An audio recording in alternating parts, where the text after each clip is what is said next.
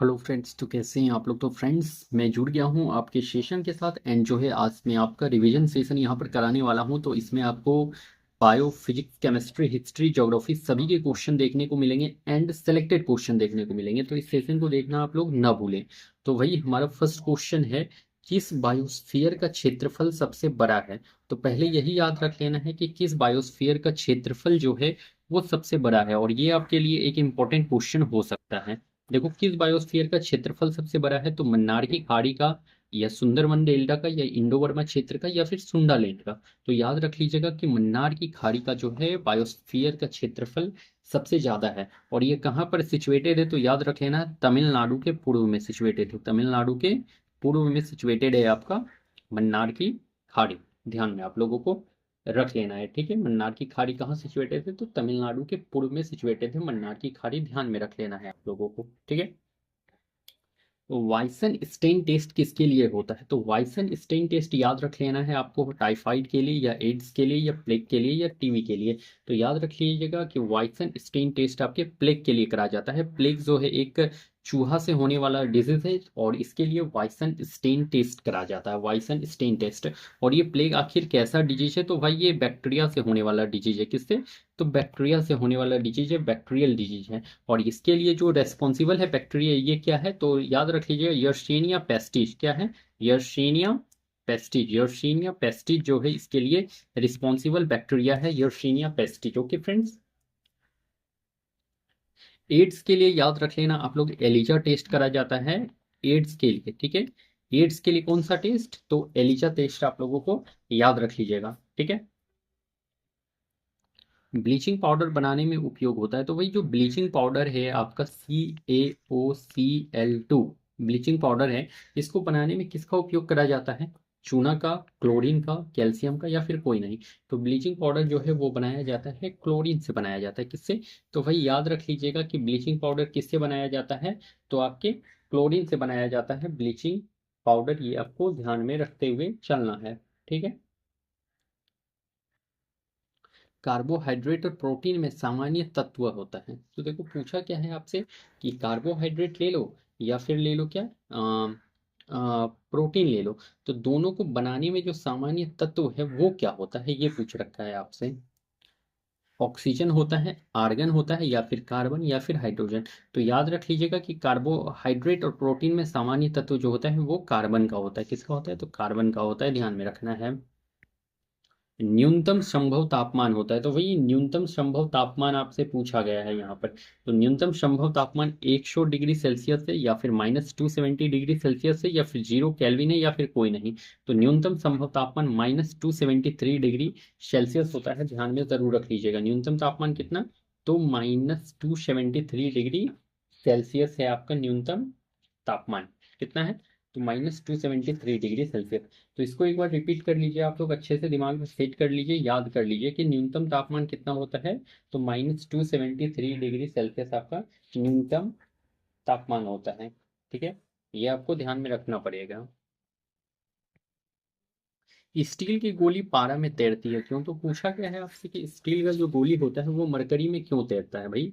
तो देखो, तैरने का एक सिंपल सा लॉजिक है कि जिसका डेंसिटी ज़्यादा रहता है, क्या, तो जिसका डेंसिटी जो है भाई वो ज़्यादा रहता है तो वो क्या होता है, तो डूब जाता है, डूबता है। तो डेंसिटी ज़्यादा रहेगा तो डूब जाएगा, और अगर डेंसिटी कम रहेगा, डेंसिटी कम रहेगा तो भाई वो तैरता है आपके पानी में या फिर किसी भी चीज़ में। तो डेंसिटी से पूरा का पूरा इफेक्ट पड़ता है, ठीक है। तो देखो यहाँ पर पूछा है कि स्टील की गोली पारा में तैरती है क्यों, घनत्व ज्यादा है, घनत्व बराबर है, घनत्व कम है, या फिर कोई नहीं। देखो तैरेगा कब, तो जब डेंसिटी जो होता है, घनत्व जब कम रहता है भाई तो वो चीज़ तैरता है। तो घनत्व ज़्यादा तो होना नहीं है, घनत्व बराबर रहेगा तो भाई तैरेगा कोई चीज़। घनत्व जब बराबर रहता है ना तो वो पार्शियली इमर्स्ड होता है, पार्शियली इमर्स्ड होता है, पार्शियली इमर्स्ड वाले सिचुएशन में रहता है, ठीक है। इमर्स ना वो तैरता है ना डूबता है, वो बीच वाली स्थिति में रहता है। अगर घनत्व ज़्यादा रहेगा तो वो क्या होगा, तो डूबता है। कोई भी चीज़ घनत्व ज़्यादा रहेगा तो कोई भी चीज़ डूब जाएगा।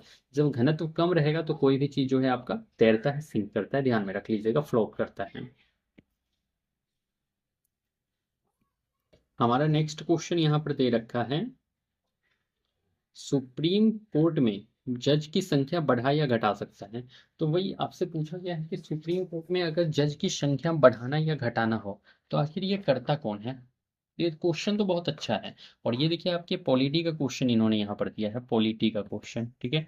तो सुप्रीम कोर्ट में अगर जज की संख्या बढ़ाने की बात करी जाए या फिर जज की संख्या घटाने की बात करी जाए तो इसके लिए कौन रिस्पॉन्सिबल है, आप लोग जरा सा मुझे कमेंट करके बता दें। अच्छा क्वेश्चन है, इजी क्वेश्चन है, तो आप लोग देखिए कोशिश करिए, अगर बता सकते हैं तो बताइए कि जज की संख्या घटाने या बढ़ाने का कौन कर सकता है। तो भाई याद रख लीजिएगा, जो सांसद हैं वो सुप्रीम कोर्ट में जज की संख्या को बढ़ा सकते हैं या फिर घटा सकते हैं। सीमेंट के घटक हैं, तो भाई सीमेंट के घटक क्या क्या हो जाते हैं बताओ तो आपको। Calcium oxide, silicon oxide, aluminium oxide, एक से अधिक। तो भाई इसमें जो करेक्ट आंसर है ऑप्शन नंबर डी करेक्ट है, एक से अधिक। इनमें से सभी के सभी आपके क्या है, तो सीमेंट के घटक है, सीमेंट के कंपोनेंट है भाई, सभी के सभी हैं यहाँ पर सीमेंट के कंपोनेंट, ठीक है, सीमेंट के कंपोनेंट है, ठीक है। एक सेकेंड रुको, किसी का कॉल आ रहा है, रुक जाओ। हेलो। हाँ। नहीं हुआ है अभी।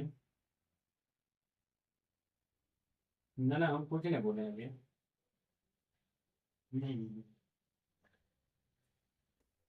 ठीक ठीक ठीक।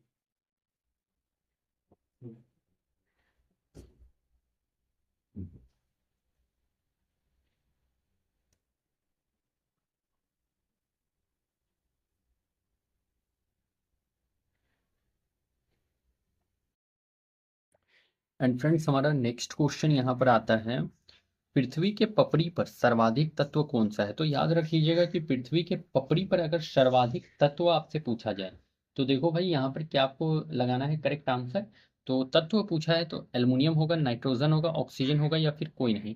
तो तत्व अगर पूछे तो ऑक्सीजन सर्वाधिक होता है, ठीक है, तत्व पूछे तो ऑक्सीजन। और अगर धातु पूछ ले, मेटल पूछ ले, तो भाई एल्युमिनियम के साथ जाना है। अगर धातु पूछे कि मेटल कौन सा सबसे ज्यादा होता है तो मेटल एल्युमिनियम। और अगर तत्व पूछे तो फिर ऑक्सीजन के साथ जाना होगा आपको, ठीक है। नेक्स्ट, चीनी मिट्टी का रासायनिक सूत्र है। तो भाई चीनी मिट्टी का रासायनिक सूत्र क्या है, ये क्वेश्चन हमेशा देखने को मिल जाता है एग्जाम में। चीनी मिट्टी या फिर जिसे चाइना क्ले भी कहते हो, तो H2S2O7, ठीक है, या फिर Al2O3 2SiO2 2H2O, या फिर CaOCl2, या फिर कोई नहीं। तो भाई याद रख लेना, जो चीनी मिट्टी होता है जिसे चिमनी मिट्टी भी कहते हो, चाइना क्ले जो होता है उसका होता है रासायनिक सूत्र Al2O3 2SiO2 एंड 2H2O, ये उसका रासायनिक सूत्र हो जाता है, ठीक है। H2S2O7 जो है भाई ये ऑलियम का रासायनिक सूत्र होता है, केमिकल फॉर्मूला होता है। और CaOCl2 होता है आपके ब्लीचिंग ऑफ पाउडर का होता है, ब्लीचिंग पाउडर का होता है, ठीक है। किसका होता है, तो ब्लीचिंग पाउडर का होता है, CaOCl2 ब्लीचिंग, ब्लीचिंग पाउडर का याद रख लेना है आपको, ठीक है। चूने का पानी क्लोरीन के साथ क्रिया करके देता है। और ये देखिए आपके टीआरई में पूछा गया क्वेश्चन है, आई होप टीआरई 4 में रिपीट कर दें। तो चूने का पानी क्लोरीन के साथ क्रिया करके क्या देगा, प्लास्टर ऑफ पेरिस देगा, या ब्लीचिंग पाउडर देगा, या ऑलियम देगा, या फिर नन ऑफ दिस देगा। तो देखो जब ब्लीचिंग पाउडर आपका चूने के पानी के साथ क्लोरीन जब रिएक्ट करेगा भाई, तो चूने का पानी तो मान लो यहाँ पर CaOH2, ठीक है। और प्लस में जो है यहाँ पर क्लोरीन जब रिएक्ट करता है उसके साथ में तो क्या देता है, तो याद रख लीजिएगा ये देगा CaOCl2 प्लस H2, मतलब कि ये क्या देगा, तो वही याद रख लेना, ब्लीचिंग पाउडर देता है। क्या देता है, तो ब्लीचिंग पाउडर देता है। तो जब चूने का पानी क्लोरीन के साथ रिएक्ट करेगा तो ब्लीचिंग पाउडर आपको मिलेगा, ध्यान में रखना है। ब्लीचिंग पाउडर का उस यूज पानी में क्यों किया जाता है, तो भाई ब्लीचिंग पाउडर का उपयोग पानी में क्यों किया जाता है, पानी को साफ दिखने के लिए तो भाई ये नहीं होगा, पानी को रोगाणु मुक्त करने के लिए तो ये करेक्ट है, और पानी को खेती में उपयोग करने के लिए तो ये नहीं होगा, ये भी नहीं होगा। तो ऑप्शन नंबर बी यहाँ पर करेक्ट है, पानी को रोगाणु मुक्त बनाने के लिए हम लोग ब्लीचिंग पाउडर का यूज करते हैं। किसी तत्व की संयोजन क्षमता कहलाती है। तो वही किसी तत्व का संयोजन क्षमता अगर पूछ ले कि कंबाइनिंग कैपेसिटी क्या कहलाता है, तो याद रख लिया, समस्थानिक कहते हो, संभारिक कहते हो, संयोजकता कहते हो, या फिर कोई नहीं कहते हो। तो समस्थानिक नहीं कहा जाता, किसी भी तत्व का जो भाई कंबाइनिंग कैपेसिटी होता है उसे समस्थानिक नहीं, संभारिक नहीं, संयोजकता कहा जाता है, जिसे कि वैलेंसी कहा जाता है, वैलेंसी, ठीक है। तो संयोजकता वैलेंसी कहते हैं संयोजन क्षमता को, या combining capacity. Combining capacity of an element is known as valency, ठीक है। तो combining capacity of an element is known as valency, इसको ध्यान में जरूर रख लेना है आप लोगों को। करो या मरो का नारा गांधी जी ने किस आंदोलन के दौरान दिया? तो देख लो भाई, यहाँ पर अच्छा क्वेश्चन दिया हुआ है, हिस्ट्री का एक अच्छा सा क्वेश्चन है, प्यारा सा क्वेश्चन है। तो करो या मरो का नारा, ये पूछा गया है आपसे, हिस्ट्री का क्वेश्चन है कि करो या मरो का नारा गांधी जी ने किस आंदोलन के दौरान दिया था। ठीक है, तो याद रख लीजिएगा कि करो या मरो का नारा जो है गांधी जी ने कब दिया है भाई। तो याद रख लीजिएगा, ये सभी ने अवज्ञा आंदोलन के दौरान नहीं, चंपारण के दौरान भी नहीं, असहयोग के दौरान भी नहीं, भारत छोड़ो आंदोलन के दौरान दिया है, जो कि आपके 1942 में देखने को मिला था भारत छोड़ो आंदोलन। इसी समय जो है भारत छोड़ो आंदोलन के दौरान ही इन्होंने करो या मरो का नारा दिया। और इसी भारत छोड़ो आंदोलन को ही अगस्त क्रांति के भी नाम से जाना जाता है, अगस्त क्रांति। सभी प्राकृतिक घटना घटित होती है। तो देखो, प्राकृतिक घटना अगर पूछ ले तो समताप मंडल में, मध्य मंडल में, क्षोभ मंडल, आयन मंडल। तो याद रख लीजिएगा, जो प्राकृतिक घटना होता है वही वो सभी आपके समताप मंडल में घटित होता है। कहाँ पर? समताप मंडल में, नहीं, समताप कहता हूँ, या क्षोभ मंडल में घटित होता है। कहाँ पर? तो क्षोभ मंडल, ट्रोपोस्फियर में घटित होता है, क्षोभ मंडल में। याद रख लीजिए, समताप नहीं, मध्य नहीं, क्षोभ मंडल में। ठीक है, तो सभी प्राकृतिक घटना कहाँ? तो क्षोभ मंडल में। और क्षोभ मंडल आपका कितने दूर तक फैला हुआ है? तो याद रख लेना, 0 से 13 किलोमीटर तक क्षोभ मंडल है। क्षोभ मंडल जिसे ट्रोपोस्फियर कहा जाता है, क्षोभ मंडल है। ठीक है, और यहाँ पर ऊपर जाने पर क्या होता है? तो टेम्परेचर घटता है, टेम्परेचर घटता है ऊपर जाने पर। उसके बाद क्षोभ मंडल के बाद आपका क्या आता है? तो समताप मंडल आता है, जो कि आपके 30 से 50 किलोमीटर तक ये फैला हुआ है। ठीक है, और इस समताप मंडल में जो आपके हवाई जहाज जो है, एरोप्लेन जो है, ये सभी आपके कहाँ पर उड़ते हैं? तो आपके समताप मंडल में उड़ते हैं आपके सब एरोप्लेन। ठीक है, और इसी में जो है आपका ओजोन परत, ओजोन मंडल भी इसी में है, ओजोन मंडल समताप मंडल में ही है, ओजोन मंडल। ठीक है, अब मध्य मंडल की बात करी गई है, तो मध्य मंडल का याद रख लीजिएगा, ये कितना है? तो ये 50 से 80 किलोमीटर तक फैला हुआ है। और यहाँ पर जो है सबसे कम तापमान है, क्या है? तो सबसे कम तापमान है, सबसे कम तापमान है, ये ध्यान में जरूर रख लेना है आपको। और आयन मंडल में तो भाई याद रख लेना है कि रेडियो प्रसारण, ये सभी में आपकी मदद कौन करता है? तो रेडियो प्रसारण सब में मदद आपका आयन मंडल करता है। नेक्स्ट, दूध का दही में जमना किस परिवर्तन को दर्शाता है? तो दूध का दही में जमना भौतिक नहीं है भाई, रासायनिक परिवर्तन है, क्योंकि फिर से आप दूध को दही तो बना लोगे, लेकिन फिर से दही को दूध नहीं बनाया जा सकता है, तो इसीलिए ये एक रासायनिक परिवर्तन है। संविधान और मूल अधिकार का संरक्षक होता है, तो भाई संसद, राष्ट्रपति, सुप्रीम कोर्ट या राज्यपाल। तो संविधान और मूल अधिकार दोनों के संरक्षण संसद नहीं होते, राष्ट्रपति नहीं होते, सुप्रीम कोर्ट होते हैं। कौन होते हैं? तो सुप्रीम कोर्ट जो है संविधान और मूल अधिकार का संरक्षक होता है, ध्यान में आप लोगों को जरूर रख लेना है। किस संविधान संशोधन से संविधान में पंचायती राज जुड़ा? तो पंचायती राज याद रख लीजिए, 73वां संविधान संशोधन 1992, 73वां संविधान संशोधन 1992 से जो है संविधान में पंचायती राज जुड़ा है। और 74वां संविधान संशोधन 1992 से जो है नगर पंचायत, नगर निगम जुड़ा है। क्या जुड़ा है? तो नगर निगम जुड़ा है आपके संविधान में। ठीक है, तो 74वां संविधान संशोधन 1992 से नगर निगम जोड़ा गया, और 73वां संविधान संशोधन 1992 से पंचायती राज जोड़ा गया है। ठीक है, तो 2 पॉइंट्स आपको जरूर याद रख लेना है। 44वां संविधान संशोधन से क्या हुआ है? तो संपत्ति के अधिकार को मौलिक अधिकार से हटाकर विधायिक अधिकार बनाया गया है। तो संपत्ति के अधिकार को मौलिक अधिकार से हटाकर कैसा अधिकार बनाया गया?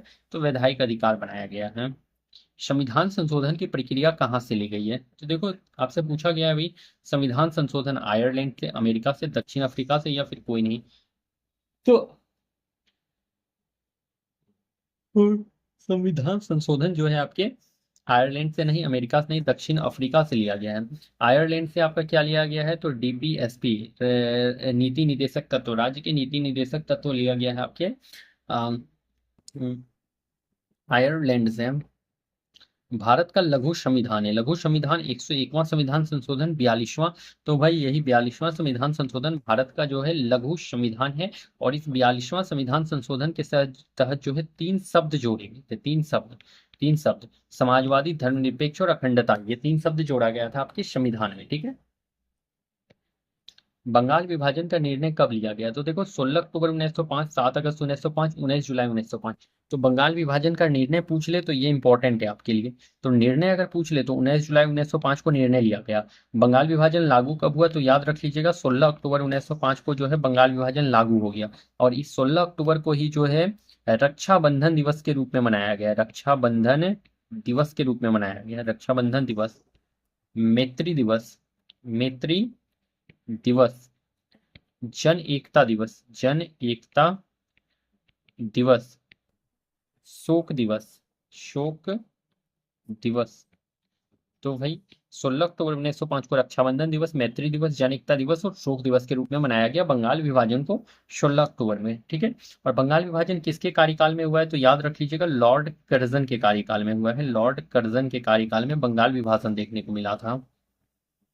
नटाल इंडिया कांग्रेस की स्थापना किसने की, तो नटाल इंडिया कांग्रेस तो भाई ये हरिदास ने नहीं, जमुना लाल बजाज ने भी नहीं, गांधी जी ने भी। अच्छा हाँ, गांधी जी ने इसका नटाल इंडिया कांग्रेस का स्थापना किया है। देखो गांधी जी ने नटाल इंडिया कांग्रेस का स्थापना किया था 1894 में, जहां तक मुझे याद है तो 1894 में इन्होंने नटाल इंडिया कांग्रेस का स्थापना किया है गांधी जी ने। सुभाष चंद्र बोस से याद रख लीजिएगा, इन्होंने फॉरवर्ड ब्लॉक की स्थापना करी है। फॉरवर्ड ब्लॉक की स्थापना करी है कब, तो 1940 में जो है फॉरवर्ड ब्लॉक का स्थापना। आजाद दस्ता का गठन किया, तो वही आजाद दस्ता का गठन किसने किया था बताओ आप लोग, बी आर अम्बेडकर, ये प्रकाश, अनुग्रह नारायण सिंह या फिर कोई नहीं। तो देखिए आजाद दस्ता का तो भाई आपके जयप्रकाश नारायण ने गठन किया था आजाद दस्ता का, ठीक है, आजाद दस्ता का। गांधी जी ने अपना पहला सत्याग्रह और सविनय अवज्ञा कहाँ से शुरू किया, तो याद रख लीजिएगा अहमदाबाद मिल मजदूर से नहीं, खेरा से नहीं, चंपारण से, असहयोग से। तो भाई गांधी जी ने अपना पहला सत्याग्रह और सविनय अवज्ञा कहाँ से शुरू किया, आपसे ये पूछा है कि गांधी जी ने अपना पहला जो है सत्याग्रह और सविनय अवज्ञा कहाँ से शुरू किया, तो याद रख लीजिएगा असहयोग आंदोलन से शुरू किया था इन्होंने, असहयोग आंदोलन से, ठीक है। तो फ्रेंड्स हमारा आज का सेशन यहाँ पर कंप्लीट होता है, और देखिए यहाँ पर एक रिवीजन सेशन मैंने आपके लिए कराया है, तो इसको अच्छे से देख लीजिएगा। तो चलिए मैं फिर मिलता हूँ कल किसी नेक्स्ट सेशन में, तब तक के लिए आप लोगों को thank you and best of luck.